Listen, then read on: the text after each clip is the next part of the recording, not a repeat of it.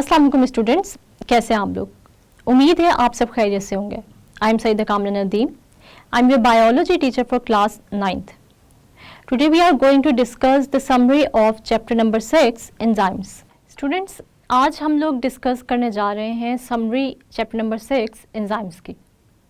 हम देखेंगे कि हमने अपने सब लेक्चर्स में जो कि इस चैप्टर से रिलेटेड हैं उनमें कौन कौन से टॉपिक्स को कवर किया और हमने इनमें क्या क्या सीखा। हम देखते हैं कि चैप्टर नंबर 6 यानी एंजाइम्स के चैप्टर में हमने सबसे पहले डिस्कस की थी एक टर्म जो कि थी मेटाबॉलिज्म की। हमने पढ़ा कि मेटाबॉलिज्म की टर्म एक ग्रीक वर्ड से निकली है और इसका मतलब है चेंज। और हमने मेटाबॉलिज्म की टर्म को चेंज की टर्म से क्यों निकाला, क्योंकि हम ये देखते हैं कि हमारी लाइफ में बहुत सारे चेंजेस आते हैं, यानी हमारी बॉडी और हमारी बॉडी पार्ट्स में। और मेटाबॉलिज्म की टर्म को अगर हम डिफाइन करना चाहें तो हमने कैसे डिफाइन किया था कि metabolism is a set of biochemical reactions that occur in living organisms to maintain life. मतलब केमिकल रिएक्शंस जो कि किसी भी लिविंग ऑर्गेनिज्म में अकर कर रहे हैं उनके लिए हम एक कलेक्टिव टर्म यूज़ करते हैं जिसको हमने नाम दिया मेटाबॉलिज्म का। हमने मेटाबॉलिज्म की जो इम्पोर्टेंस थी उसमें हमने देखा कि अगर ये बायोकेमिकल रिएक्शंस लिविंग ऑर्गेनिजम्स की बॉडी में ना हों तो ना तो हम ग्रो कर सकते हैं, ना ही हमारी बॉडी डेवलप कर सकती है, ना रिप्रोड्यूस कर सकती है और ना ही किसी किस्म की भी फिजिकल एक्टिविटी शो कर सकती है। मेटाबॉलिज्म की दो टाइप्स हैं, जैसे कि एनाबॉलिज्म और कैटाबॉलिज्म। एनाबॉलिज्म वो केमिकल रिएक्शंस होते हैं जिनमें न्यू मॉलिक्यूल्स सिंथेसाइज होते हैं। जैसे अगर अमाइनो एसिड्स मिलके प्रोटीन्स बनाएं तो हम ये कहेंगे कि ये एनाबॉलिक रिएक्शन है। और इसी तरह अगर कैटाबॉलिज्म की बात करें तो कैटाबॉलिक रिएक्शन में हम ये देखेंगे कि वो रिएक्शंस जिनमें लार्जर मॉलिक्यूल्स स्मॉलर मॉलिक्यूल्स में टूट जाते हैं या कन्वर्ट हो जाते हैं, तो ऐसे रिएक्शंस को हमने नाम दिया था कैटाबॉलिज्म का। इसी तरह फिर हम आ गए थे एंजाइम्स पे। एंजाइम्स प्रोटीन नेचर होते हैं और ये वो बायोकेमिकल कैटलिस्ट हैं या ये बायो कैटलिस्ट हैं जो कि किसी भी केमिकल रिएक्शन को स्पीड अप करते हैं, मगर ये खुद केमिकल रिएक्शन के दौरान चेंज नहीं होते। हम ये देखते हैं कि किसी भी केमिकल रिएक्शन को स्टार्ट करने के लिए एक एनर्जी चाहिए होती है। वो मिनिमम एनर्जी जो कि किसी भी केमिकल रिएक्शन को स्टार्ट करती है उसे हमने नाम दिया था एक्टिवेशन एनर्जी का। और ऐसे केमिकल रिएक्शंस जो कि अनकैटलाइज्ड हैं, यानी वो केमिकल रिएक्शंस जो कि किसी एंजाइम के बगैर हो रहे हैं, वो तो बहुत ज़्यादा हाई एनर्जी रिक्वायर करते हैं, यानी उनकी एक्टिवेशन एनर्जी होती है बहुत ज़्यादा। लेकिन ऐसे रिएक्शंस जो कि कैटलाइज्ड हैं, यानी एंजाइम कैटलाइज्ड हैं, जिनमें एंजाइम्स हेल्प करते हैं स्पीड अप करने में, तो ऐसे केमिकल रिएक्शंस की एक्टिवेशन एनर्जी हमेशा होती है कम, क्योंकि ये एंजाइम्स एक्टिवेशन एनर्जी किसी भी केमिकल रिएक्शन की कम कर देते हैं। कैसे कि ये सबस्ट्रेट की शेप को चेंज कर देते हैं या फिर सबस्ट्रेट की जो ओरिएंटेशन होती है उसको करेक्ट ओरिएंटेशन दे देते हैं, या फिर जो सबस्ट्रेट की चार्ज डिस्ट्रीब्यूशन होती है उसको चेंज करके ये एक्टिवेशन एनर्जी को लो कर सकते हैं। इसके बाद हम लोगों ने क्लासिफिकेशन देखी थी एंजाइम्स के, जिसमें आप लोगों ने दो बेसिस पे एंजाइम्स को क्लासिफाई किया था। एक तो उनकी साइट ऑफ एक्शन पे और एक उनकी किस बेस पे, टाइप ऑफ सबस्ट्रेट पर। हमने देखा कि कुछ एंजाइम्स होते हैं जो कि साइट ऑफ एक्शन की बेस पे क्लासिफाई हम करते हैं, जैसे कि इंट्रासेलुलर एंजाइम्स। वो एंजाइम्स जो कि सेल के अंदर एक्ट करते हैं उनको हम कहते हैं इंट्रासेलुलर एंजाइम्स, जैसे कि ग्लाइकोलिसिस के एंजाइम। और वो एंजाइम्स जो कि सेल के बाहर जाकर एक्ट करते हैं उनको हमने नाम दिया था एक्स्ट्रा सेलुलर एंजाइम्स का, जैसे कि पेप्सिन जो कि ग्लैंड्यूलर सेल्स से बाहर काम करता है और ये हमारे स्टमक की कैविटी में मौजूद प्रोटीन की डाइजेशन करता है। उसके बाद फिर हमने एंजाइम को क्लासिफाई किया था सबस्ट्रेट्स की बेस पर। जैसे कि हमने ये देखा था कि वो एंजाइम्स जो कि प्रोटीन पे काम करते हैं उनको हमने प्रोटीएस का नाम दिया, वो एंजाइम्स जो लिपिड्स पे काम करते हैं उनको हमने नाम दिया लाइपेस का, वो एंजाइम्स जो स्टार्च पे काम करते हैं उनको हमने नाम दिया था अमाइलेज का, और वो एंजाइम्स जो कि किसी भी हाइड्रोलिटिक रिएक्शन में काम करेंगे उनको हमने नाम दिया था हाइड्रोलेसिस का, वो एंजाइम्स जो कि सेलुलोज की ब्रेक डाउन करते हैं उनको हमने नाम दिया था सेलुलेसिस का। इसी तरह फिर हम आ गए थे कैरेक्टरिस्टिक्स ऑफ एंजाइम्स पर। तो हमने पढ़ा था कि एंजाइम्स प्रोटीन इन नेचर होते हैं, इनका 3 डायमेंशनल स्ट्रक्चर होता है, ये बहुत ही कम यानी माइन्यूट क्वांटिटी में रिक्वायर होते हैं, और ये किसी भी एंजाइम कैटेलाइज्ड रिएक्शन की स्पीड को मिलियंस टाइम्स फास्टर करते हैं किसी भी अनकैटेलाइज्ड रिएक्शन से। फिर हमने देखा था कि एंजाइम हमेशा स्पेसिफिक इन नेचर होते हैं। कुछ एंजाइम्स ऐसे होते हैं जिनको कुछ नॉन प्रोटीन पार्ट्स या कुछ नॉन प्रोटीन मॉलिक्यूल्स की ज़रूरत होती है अपनी एक्टिविटी को बढ़ाने में, और ये नॉन प्रोटीन मॉलिक्यूल्स जो कि एंजाइम की हेल्प करते हैं उसकी एक्टिविटी को इन्हांस करने में, उसको हम कहते हैं कोफैक्टर्स। कोफैक्टर्स इनऑर्गेनिक और ऑर्गेनिक हो सकते हैं। अगर ये इनऑर्गेनिक है तो ये मेटल आयंस की फॉर्म में होंगे, अगर ये ऑर्गेनिक है तो ये हीम या हमने पढ़ा था कि फ्लेविन की फॉर्म में हो सकते हैं। फिर हमने ये देखा कि वो ऑर्गेनिक कोफैक्टर्स जो कि टाइटली बाउंड है एंजाइम से वो प्रोस्थेटिक ग्रुप थे, और वो ऑर्गेनिक कोफैक्टर्स जो कि लूजली बाउंड है एंजाइम से उनको हमने नाम दिया कोएंजाइम का, जैसे कि हमने पढ़ा राइबोफ्लेविन को, थायमीन को। इसके अलावा फॉलिक एसिड भी एक कोएंजाइम है।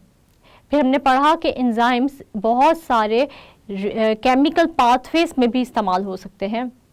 इसके बाद हमने यूजेस पढ़े थे एंजाइम्स के कि एंजाइम्स जो है वो डिफरेंट इंडस्ट्रीज़ में यूज़ हुए, जैसे कि हम देखते हैं कि फूड इंडस्ट्री के बारे में हमने स्टडी किया, फिर हमने बेकिंग इंडस्ट्री को देखा, ब्रूइंग इंडस्ट्री को देखा, पेपर इंडस्ट्री को देखा, और सबसे इम्पॉर्टेंट जो टर्म आप लोगों ने यहाँ पढ़ी वो थी बायोलॉजिकल डिटर्जेंट्स, यानी कि वो वॉशिंग पाउडर्स, वो डिटर्जेंट्स जो कि एंजाइम रखते हैं उनको हमने नाम दिया बायोलॉजिकल डिटर्जेंट्स का।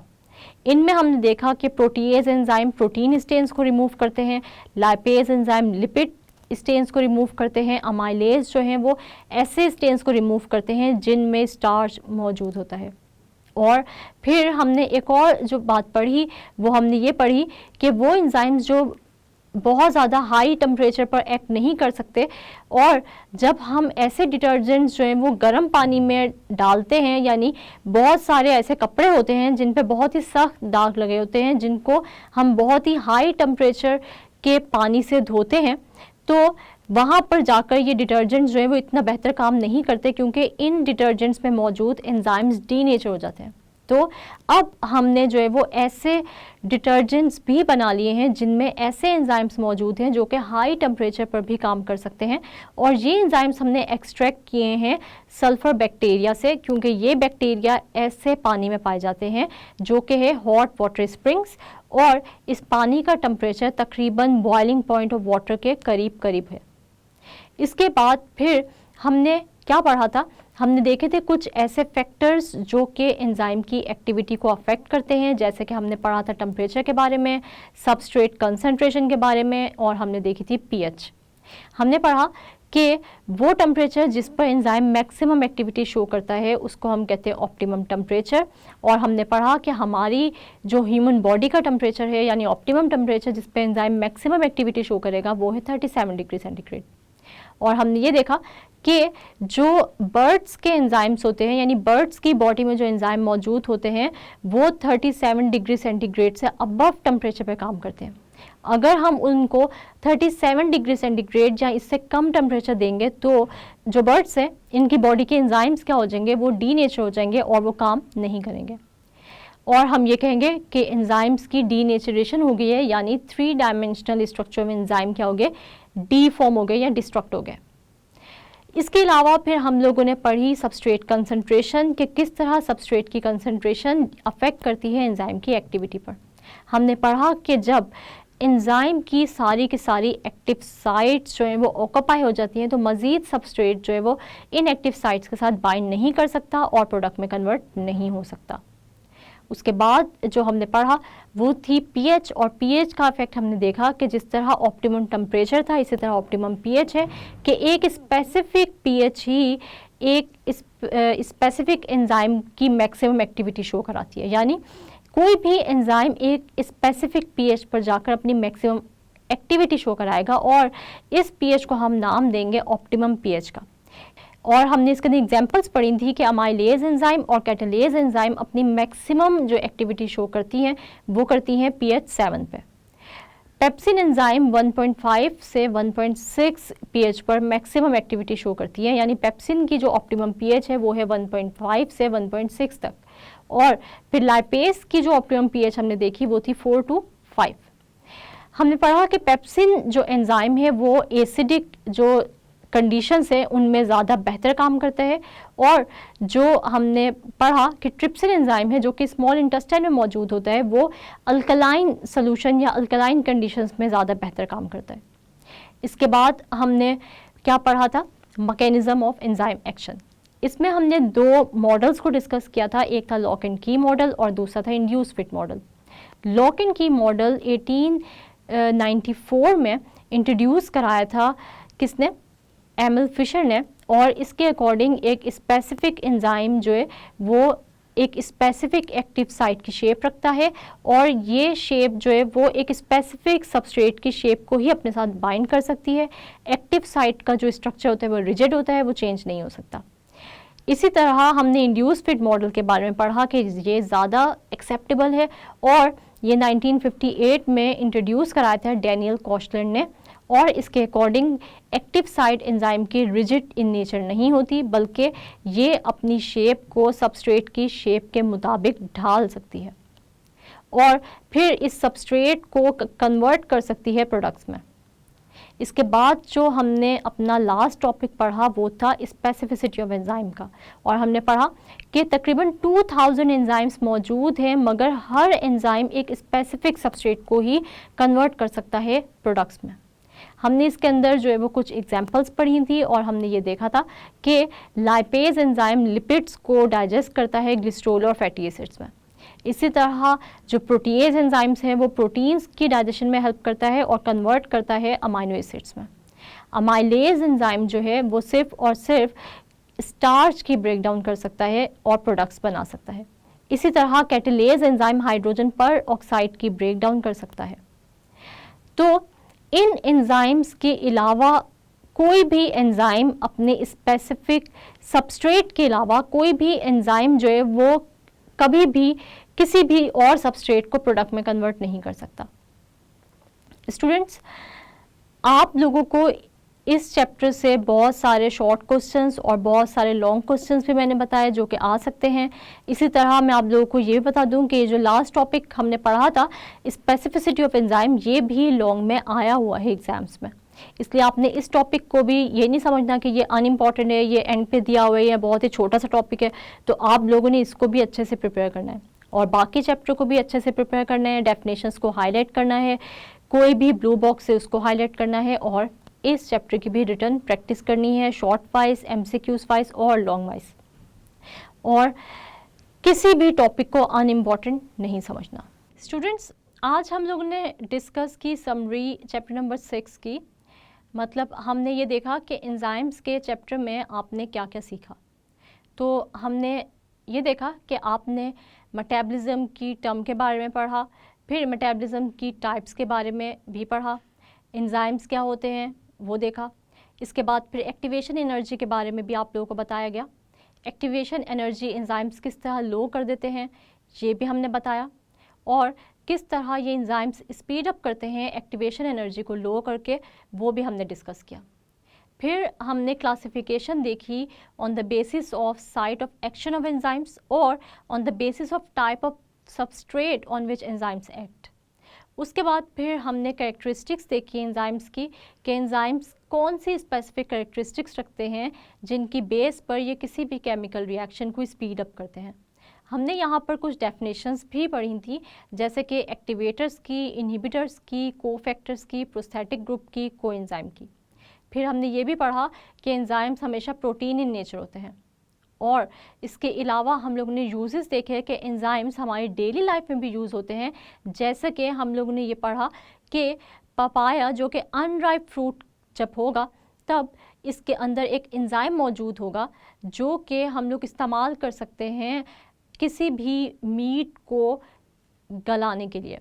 यानी हम देखते हैं कि जो कच्चा पपाया होगा उसको हम इस्तेमाल करेंगे किसी भी मीट को गलाने के लिए, क्योंकि इसके अंदर एक एंजाइम मौजूद होता है जिसको हमने पढ़ा था पपाइन। पपाइन एंजाइम जो है वो यूज़ होता है गोश्त को गलाने में। इसके अलावा हमने ये भी पढ़ा कि हमारे पास जो है बायोलॉजिकल डिटर्जेंट्स हैं जिनमें बहुत सारे एंजाइम्स मौजूद हैं जो कि प्रोटीन, लिपिड या स्टार्च के स्टेन्स को रिमूव करते हैं। इसके अलावा हमने फूड, बेकिंग, ब्रूइंग और पेपर इंडस्ट्री में भी यूज़ देखा है एंजाइम्स का। इसके अलावा हमने फैक्टर्स पढ़े जैसे टेम्परेचर, सबस्ट्रेट कंसंट्रेशन और पीएच जो कि एंजाइम की एक्टिविटी को अफेक्ट करता है। और हमने मैकेनिज्म ऑफ एक्शन भी देखा है एंजाइम का, और साथ साथ फिर हमने यहाँ पर पढ़े थे 2 मॉडल्स जैसे कि लॉक एंड की मॉडल और इंड्यूस फिट मॉडल। और इसके बाद हमने पढ़ा स्पेसिफिसिटी ऑफ एंजाइम को। स्टूडेंट्स, मुझे उम्मीद है कि चैप्टर नंबर 6 यानी कि एंजाइम्स आप लोगों को अच्छे तरीके से समझ आ गया होगा। नेक्स्ट लेक्चर में हम लोग अपना नया चैप्टर स्टार्ट करेंगे इंशाल्लाह। तब तक के लिए आपने अपना बहुत सारा ख्याल रखना है और मुझे दुआओं में याद रखना है। अल्लाह हाफ़िज़।